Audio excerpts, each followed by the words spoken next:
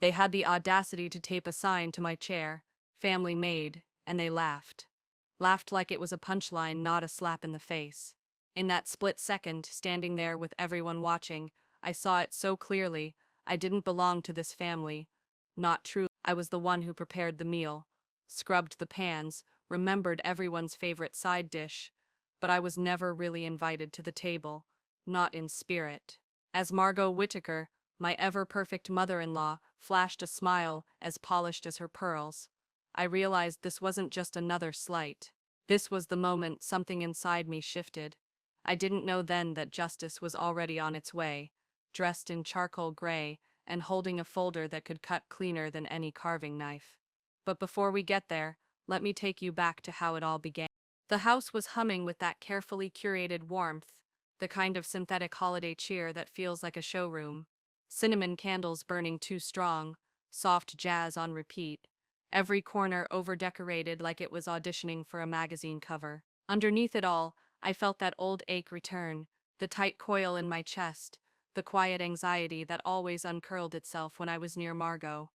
I walked in balancing two pecan pies, still hot through the foil, their buttery scent rising in the cold air. My fingers were starting to tremble, though I told myself it was from the crisp November chill, not nerves. I never came empty-handed, not once. I had prepped half the dishes they were now setting out, with barely a word of thanks. But effort never counted here. My eyes drifted toward the table, long and gleaming, trimmed with tiny pumpkins and gold-trimmed napkins. At the far end sat my usual spot, conveniently close to the kitchen, strategically placed, so I could refill the gravy without interrupting the flow of conversation. But this year, there was a twist. The chair had been decorated, a satin ribbon looped around the back, and there, right on the front, taped with proud precision, was a piece of cardstock with bold block letters, "Family Maid." For a heartbeat, my brain scrambled to make sense of it. Maybe it was a quirky inside joke I hadn't been included in. Maybe it was someone else's chair. Maybe it wasn't malicious. But then Margot's syrupy voice floated through the clinking glasses and polished laughter. "Oh, Claire," she sang out, stretching my name like a performance. "Look, we saved your spot. Don't worry, you'll still be serving, just like always." And then she laughed, a full-bodied, self-satisfied laugh that rippled across the table like a dropped wine glass. They followed her lead. Linda, the ever-snide sister-in-law, gave a theatrical eye roll, muttering something behind her napkin. Carolyn, the quieter one, smiled thinly, that kind of smile you wear when you don't want to take sides, but also don't want to stand up for anyone. And Greg, my husband, looked up just long enough from his phone to let out a smirk, before pretending to get lost in his fantasy football app again. I just stood there, pies trembling in my arms, cheeks burning, and not with rage, not yet.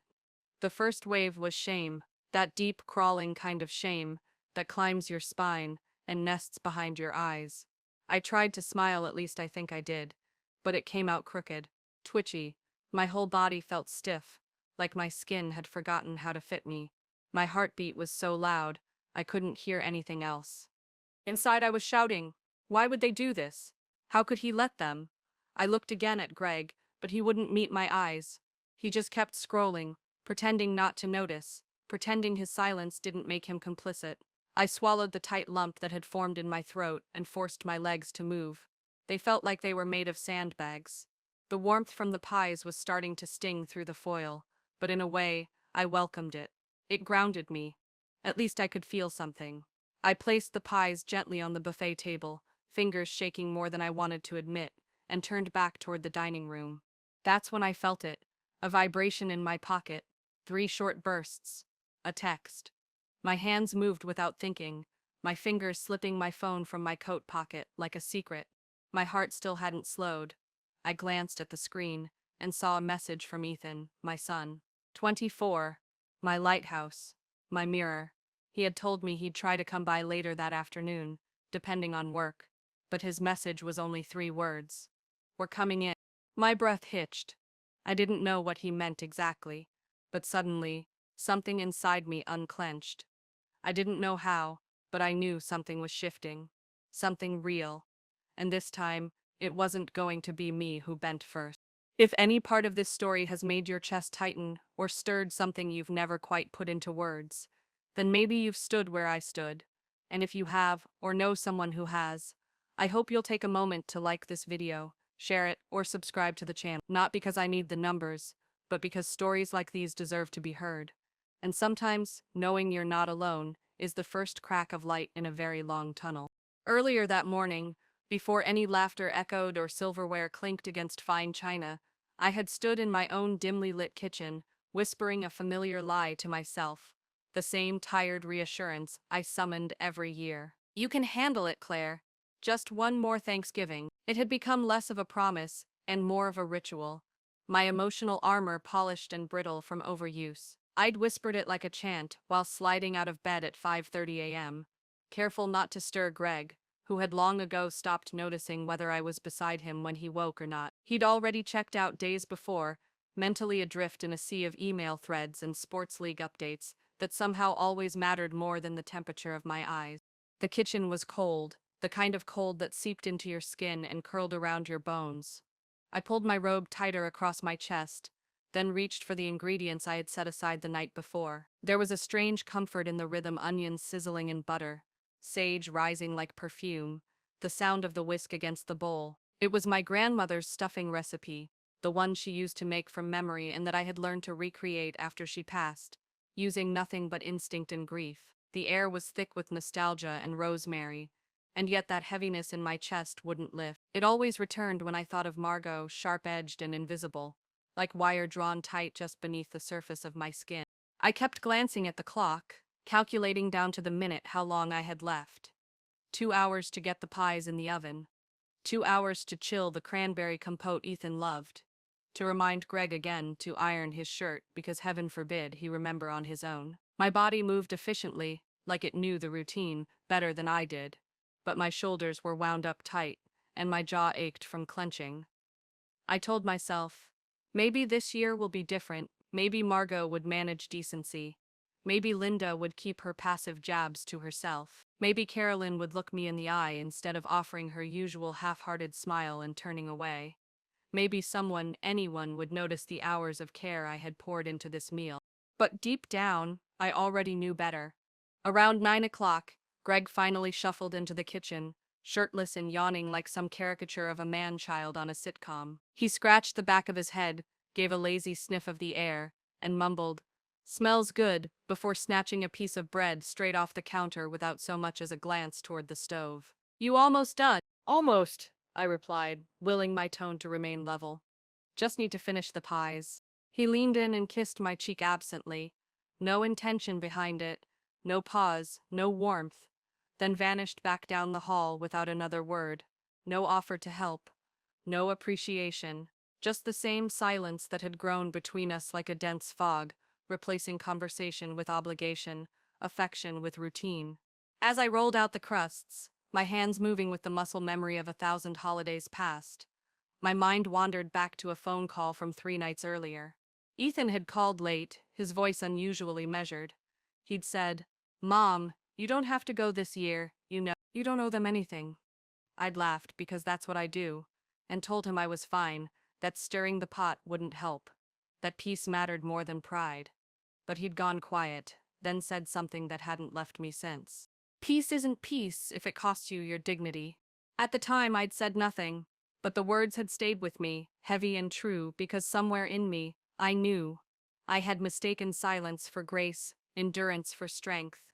I had let myself believe that fading into the background made me noble, that it was okay to chip away pieces of who I was for the sake of family harmony, but all it left me with was absence of self, of worth, of voice.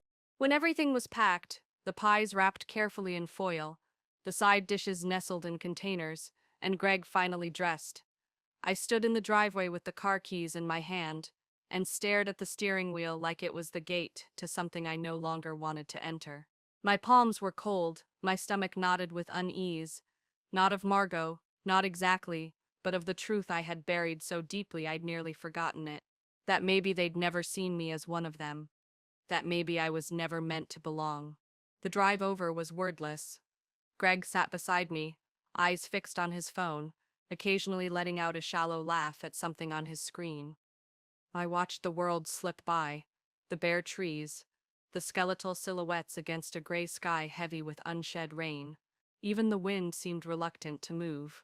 I had rehearsed my smile, tucked it into the corners of my mouth like a safety pin, ready to fasten it when we arrived. I reminded myself to be polite, to be pleasant, to disappear with grace. What I didn't know then was that Margot had made her own preparations. And this year, she wasn't just going to exclude me, she was going to humiliate me. And yet, in all her planning, she had underestimated one thing: what it looks like when a woman finally has nothing left to lose. I wish I could say I was shocked, but when I stepped into that opulent dining room and saw that chair, it was like watching an old nightmare crawl into the light. The pies I carried were still warm, but my hands went cold, fingers locking tighter around the foil. My chest constricted like someone had cinched a belt across my ribs. I stood frozen, willing it not to be true, begging the universe for a shred of doubt. But Margot, she made sure there was no confusion. She saw me. She was waiting. Her smile gleamed like polished brass. "Claire," she trilled, feigning delight. "We saved your usual seat." Then, with a performative wink and a voice loud enough to carry, she added, "Don't worry, you'll still be serving, just like always." The room burst into laughter, but not the warm, inclusive kind that wraps around you like a shared memory. No, this laughter was sharp and strategic, like broken glass hidden in a velvet glove. It sliced through me without ever raising its voice. Linda, ever the cynic, snorted and covered her mouth with a linen napkin, like she couldn't tight contain her amusement. Carolyn, the quieter of the sisters, gave one of her signature polite chuckles, barely audible, and almost immediately dropped her gaze to her plate, as if eye contact might turn her into a participant rather than a bystander.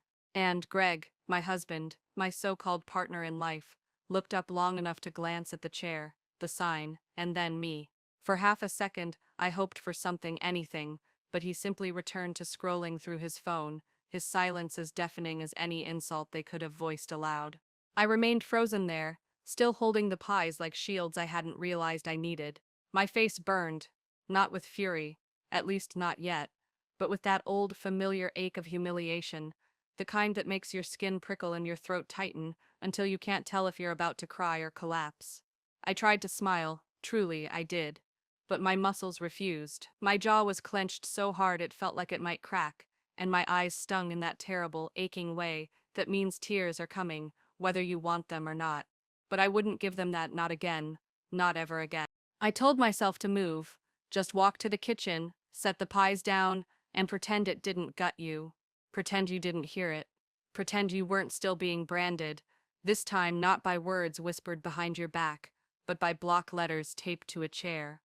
My legs resisted. They felt like marble pillars, immovable, heavy, ancient. My thoughts screamed inside me. Why? Why do they do this every year? But even as I asked, I knew the answer. Because I let them. Because I was always the first to arrive, and the last to leave. Because I cooked and served, and cleared while they gossiped and drank, and never even noticed the difference. Because I had made myself easy to ignore. And Greg, he had made it easier by never, not once, demanding they see me. They didn't respect me because no one had ever taught them how.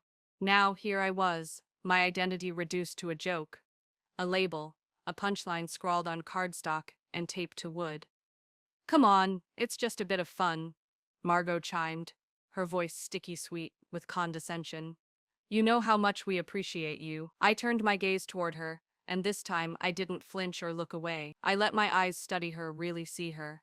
The meticulous blouse pressed to perfection, the pearl earrings glinting like tiny trophies, the way her chin tilted, just slightly upward like she was always measuring herself above the rest. In that moment, it hit me with a clarity I hadn't let myself feel before. She had never seen me as family. I was a tool, a function, efficient, manageable, ignorable, never equal. Without a word, I turned, walking the few heavy steps to the kitchen. My arms were stiff now, my spine locked straight. I didn't hear much behind me, just a few fading giggles, the scrape of a chair leg, the clinking of silver against glass. My heart was still pounding, like it was trying to remind me I was alive, even if I didn't feel it. I set the pies down on the granite counter, leaning slightly for support, and stared out the kitchen window. The yard beyond looked frozen in mid-season, gray, stripped of color, the branches bare and trembling in the wind. For a moment I felt like I'd stepped out of myself entirely, hollow and drifting. Then my phone buzzed. I reached for it instinctively, expecting a calendar reminder or maybe a text from the grocery store. My heart barely flickered, but when I turned the screen over and saw the message from Ethan, something shifted. Be there in 10. That was all it said. 4 words, but it felt like a rescue rope dropped into deep water. My hands trembled, my breath hitched, and for the first time that day, I felt something other than shame. Hope, fragile, tentative, unfamiliar, but there. I stared at the message like it was a flame, warming the parts of me that had gone numb. 10 minutes. That was all I had to hold myself together. I tucked the phone back into my pocket, exhaled slowly, and straightened my spine. My skin still felt like it was on fire, my chest tight with the pressure of everything I hadn't said, but beneath it all, there was movement, a shift. Not rage, not noise, just resolve. That quiet, anchored voice that no one else could hear, the one that simply said, enough. I walked back into the dining room with measured calm. Everyone had taken their seats. The family Maid sign still clung to the back of my chair, like a cruel banner of ownership. I reached for it slowly, deliberately. Let me take that down, Margot offered, half standing, her voice now dripping with performative helpfulness, the kind that's offered only after the damage is done. No need, I replied, my voice quiet but steady, stronger than I felt, but just enough to hold the room still.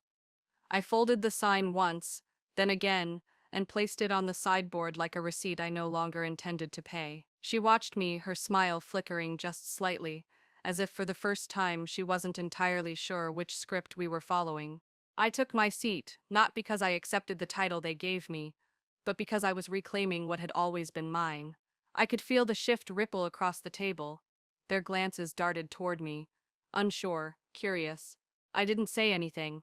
I didn't need to. Greg, still scrolling, finally looked up as I reached for my glass. You okay? He asked, his voice low, uncertain, maybe even a little afraid.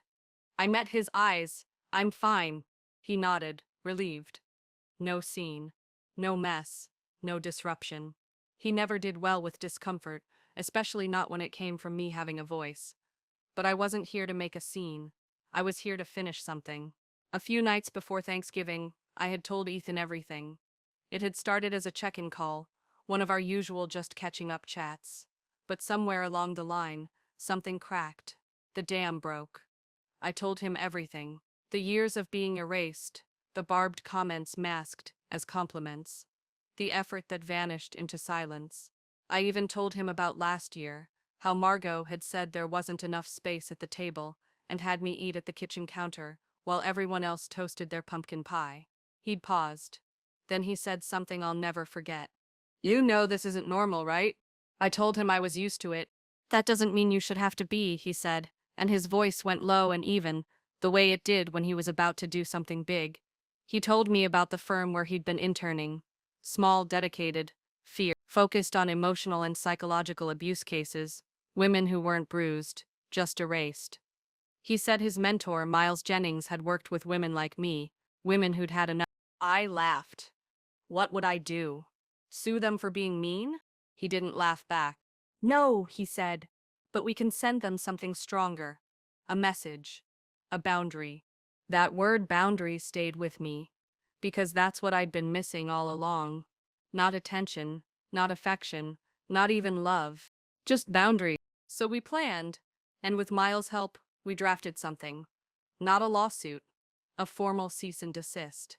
A declaration of emotional labor, of years spent in silent service, of everything I had given without thanks or acknowledgement. A document that said clearly and calmly, I'm done. And now, they were almost here. Around me the sounds of forced civility continued, cutlery clinking, wine being poured, conversations built on shallow laughter. But it was all distant now, like I was watching it through glass. I sat in the chair they had turned into a joke and waited, not with fear, but with something else entirely. Power. The first knock at the door was soft, but in that room, it sounded like thunder. Everyone paused. Margot in the middle of ladling gravy, froze mid-motion like she had forgotten what her hands were supposed to do. Linda's laugh faltered, unsure. Greg looked toward the hallway, eyebrows drawing together in quiet confusion. I didn't move. My heart thudded in my chest, steady now, like it had found a rhythm it had been denied for too long. The second knock was louder, firmer, and I stood. This time, I'll get it, I said, already rising from my seat. Greg blinked, momentarily confused. You don't have to, he began, but I was already moving. I didn't need permission. Not anymore. Each step down the hallway felt like peeling away old skin, dry, brittle layers of silence and sacrifice that had cloaked me for far too long. I had been the helper, the peacemaker, the invisible engine that kept holidays afloat while everyone else coasted. But not this year, not this version of me. When I opened the door, I found them standing exactly as I had imagined. Ethan, tall and composed, dressed in a dark jacket that gave him a gravity well beyond his years. His jaw tight with resolve, but his eyes, those soft, steady eyes, eased when they met mine. And beside him stood Miles Jennings, every inch the quiet storm, silver gray suit, a folder held tightly under his arm, and a posture that suggested he had seen too many rooms like the one behind me, rooms that silenced women with polished cruelty. Hi, Mom, Ethan said, his voice low but certain. Right on time, I whispered, stepping aside to let them in. Margot was already halfway down the hallway, arms crossed and a practiced smile frozen on her lips, the kind that hovered between welcome and warning. Ethan, she trilled, trying too hard to sound warm. What a surprise. You didn't mention you'd be bringing a guest. Ethan's lips curled into a polite, tight smile. This is Miles. He's here on behalf of my mom. The air in the room shifted, a subtle tightening, like the atmosphere braced itself. Miles offered a professional nod. Good afternoon. We're here to deliver a formal notice regarding the misuse of personal labor, emotional distress, and the ongoing expectation of unpaid domestic contribution. Margot blinked, visibly thrown. Greg stood abruptly, his voice laced with incredulous defensiveness. What the hell is this supposed to be? I stepped forward, meeting Margot's eyes without flinching. It's not a lawsuit, I said, calm as glass. It's a boundary, a legal notice cease and desist, outlining what I will and will not continue to tolerate in this family dynamic. Linda let out a dramatic scoff. You're kidding. No, Miles replied smoothly, as he opened the folder and handed the document directly to Margot. This outlines Claire's unpaid labor over more than a decade, preparing meals, hosting holidays, handling logistics. None of it acknowledged, none of it compensated. It further states that she will no longer attend any gathering where she's not treated with basic respect and human dignity. Carolyn, silent until now, finally spoke, her voice barely above a whisper. Claire, why didn't you ever say anything? I turned to her. I did, just not with a lawyer before. Greg stared at me like I'd just unzipped my skin and stepped out of someone he didn't recognize. You brought legal documents to Thanksgiving dinner? No, I replied, softer this time. You did when you chose to sit there and let them humiliate me again. Margot's face had drained of color. Her voice, usually so controlled, wavered. It was a joke. No, I said. It was a pattern. And for the first time in years, the room was truly quiet, not filled with fake laughter or passive silence, but the weighty hush of people realizing something irreversible had just happened. I glanced toward the chair, the one with the folded sign now sitting quietly on the sideboard, and for the first time, I felt the burden of it leave me. It was as if I had finally put something down that had been breaking my back year after year. Ethan moved beside me, hands in his coat pockets, saying nothing, but then again, he didn't need to. Margot stared at the papers like they might burn her fingers. You're tearing this family apart, she said. I shook my head. No, I'm saving myself from it. And with that, I turned. I walked past the table, the fine china, the gold flatware, the wine that no longer dulled anything, and headed for the front door. Miles followed with the same quiet professionalism he had arrived with. Ethan turned to me as we reached the porch. You ready? He asked. I nodded. I've been ready for a long time. The ride home was cloaked in silence, but it was a clean silence, not the kind filled with resentment or shame. It was the silence of healing beginning. Ethan kept glancing over at me as if searching for signs of regret or collapse. But I was still, not numb, clear. I watched the bare branches outside blur past, stripped of everything but their structure, and thought, I'm never going back there. Not like that. When we arrived home, he walked me to the door with gentle caution, as if I might break from the quiet. I didn't. Instead, I poured myself a cup of tea, slipped off my shoes, and sat at my own kitchen table. The one I chose, the one I paid for, the one where I didn't have to earn a seat. And I let myself feel not just the hurt, not just the long ignored anger, but the lightness, too. The unexpected relief that came from saying enough and meaning it. The next morning, I slept in. I didn't clean up after anyone. I didn't iron Greg's shirt. I didn't even glance at a to-do list. I made pancakes, just for me, and I ate them in bed, slow and indulgent. It's funny how guilt can dress itself as loyalty, how we confuse endurance with virtue. For over a decade, I thought I was being strong by keeping the peace. But peace built on silence is just another kind of erasure, and loyalty without reciprocity is servitude. Greg sent a text that evening. Just one line. That was unnecessary. I stared at it for a while, then deleted it without responding. We haven't really spoken since. He moved into a hotel 3 days later. I didn't ask where or why. I didn't need to. Part of me always knew this was inevitable. We'd been fraying slowly for years. And the moment I stopped playing the role he liked, the quiet wife, the cheerful hostess, the agreeable servant, everything unraveled. And honestly, let it. Because I'm not playing roles anymore. Ethan's been checking in every few days. He brought dinner the following weekend, homemade lasagna, edges charred and perfect. He smiled and said, "It's your turn to be taken care of." I couldn't answer. I just hugged him and tried not to fall apart. I've started volunteering at a women's center nearby, not because I have solutions, but because I understand. I understand how easy it is to disappear while pretending to hold everything together. I understand how silence chips away at identity until you no longer recognize the reflection staring back. But now I do. Now I look in the mirror and I see someone who chose herself, not in rage, not for revenge, but in truth, in strength. Thanksgiving looks different now. No crowded tables, no forced smiles, no signs taped to chairs. Just peace. And sometimes when I think back to that label, family Maid, I do smile, because they weren't wrong. I did serve. I served love. I served tradition. I served patience. But this year, I served boundaries. I served self-worth. And I served justice. Cold, clear, and dignified. Thank you for sitting with my story. If any part of it echoed something inside you, if you've ever felt overlooked, undervalued, or erased in a place you were supposed to belong, know this, you're not alone, and you deserve more. Sometimes the most radical act of love is choosing yourself.